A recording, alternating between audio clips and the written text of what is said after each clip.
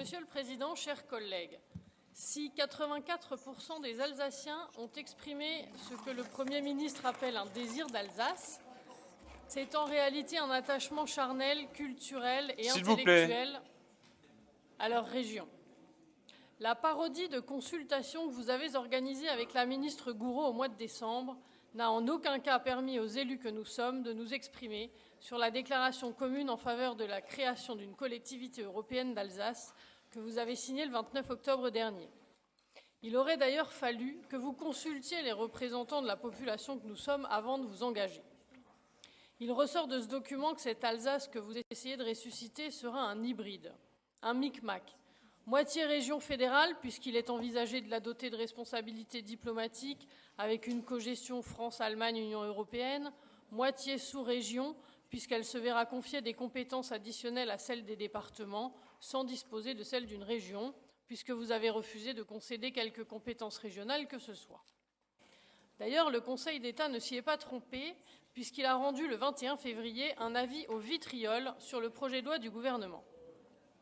Il pointe notamment la double méprise engendrée par la dénomination que vous avez choisie, collectivité européenne, et demande à ce qu'elle soit donc rebaptisée en département. Nous y voilà. De tous ceux qui ont tenté de faire croire aux Alsaciens qu'un statut particulier avait été obtenu de haute lutte, les masques tombent.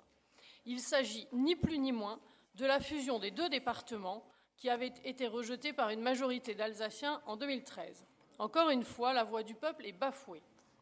Le Conseil d'État supprime du projet de loi l'animation et la coordination de la promotion du tourisme. Vous avez voulu faire croire aux Alsaciens qu'il s'agissait là d'une avancée, alors que les départements disposent déjà de cette compétence.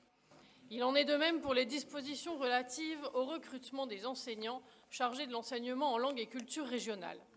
Même l'étude d'impact sur la coopération transfrontalière est considérée comme insuffisante.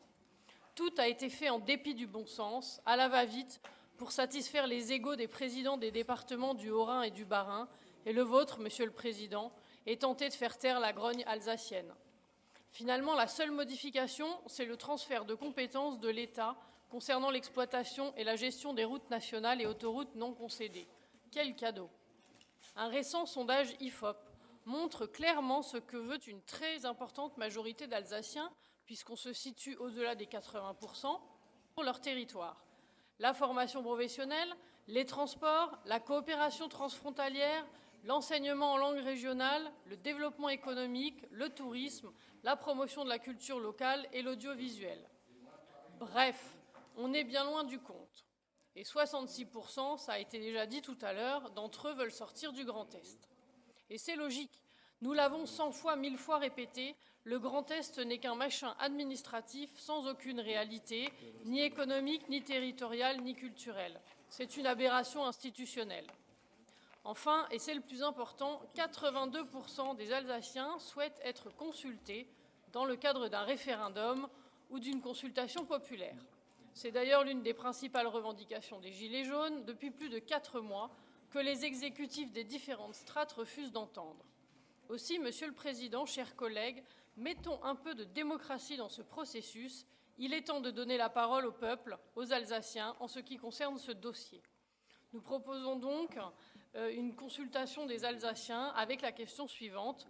Souhaitez-vous que le nouveau département d'Alsace soit doté des compétences suivantes : culture, sport, tourisme, promotion des langues régionales et éducation populaire actuellement partagées entre les communes, la région et les départements, ainsi que la formation professionnelle, les transports, la coopération transfrontalière et le développement économique qui sont actuellement dévolus à la région Grand Est. Je vous remercie.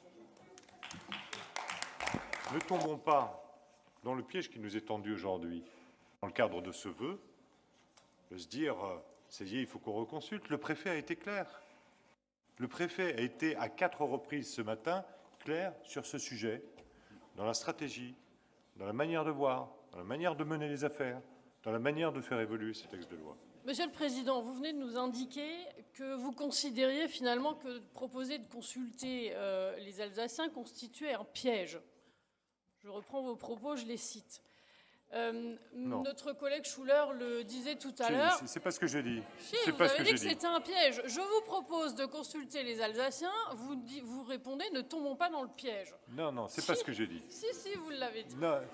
J'ai parlé de Laisse- piège, mais dans le cadre, madame, d'une stratégie qui est la vôtre Il y a aucune par rapport à stratégie. vos prises de position récurrentes dans cette Assemblée. Voilà ce que j'ai dit, Bon, pas par rapport à la question posée. Je continue. Notre collègue Schuller le rappelait, nous sommes élus ici pour représenter la population. Je suis à la fois fière et en même temps au regret de m'apercevoir que finalement nous sommes très peu à représenter 82% de la volonté des Alsaciens. Si, c'est regrettable. Et je ne doute pas que les Alsaciens se souviendront... Ah, madame, Je peux parler ? madame, Je ne madame. doute pas que les Alsaciens se souviendront de la manière dont ils ont été représentés par leurs élus de la majorité. Voilà. Bien, je mets donc ce vœu. Faut-il, oui ou non, nous prononcer sur ce vœu? Qui souhaite que nous nous prononcions sur ce vœu? Qui s'abstient? Qui s'abstient? Qui vote contre? Bien, nous ne nous prononcerons donc pas sur ce vœu.